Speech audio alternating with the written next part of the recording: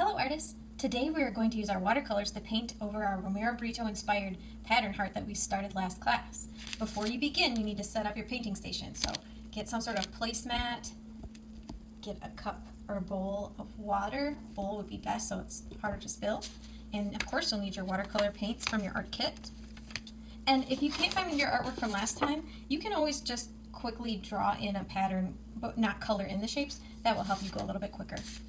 So before you begin painting, it's best to get your watercolors wet. Just add just a drop of water to each color, and that will help to activate or start the paint so that they're ready when you go to use them. If you want to use a black or brown, you can. I'm not going to use black or brown.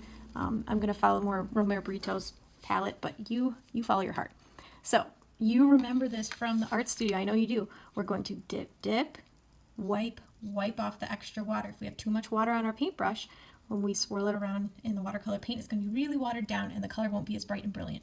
So we're going to dip, wipe, and swirl. I think I want to do these red triangle, the space first.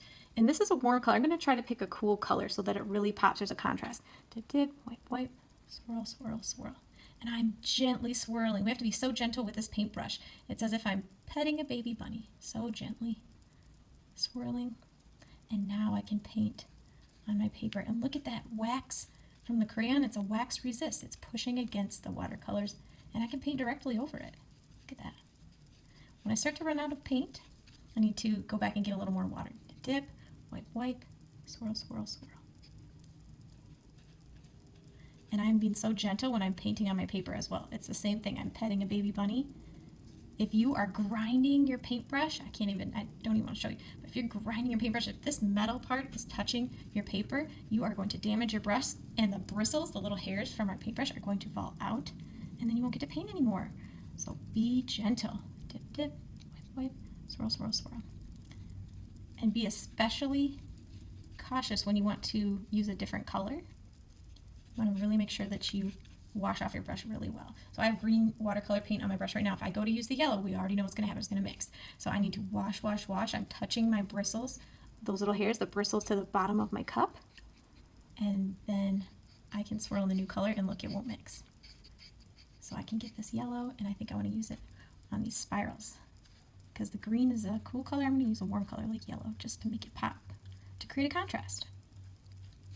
So every time you go back, dip, wipe off that extra water before you get your paint, and then go ahead and paint your whole paper. When you finish painting your whole paper, then it's time for you to clean up. And it's possible you won't finish today, friends, and that's okay.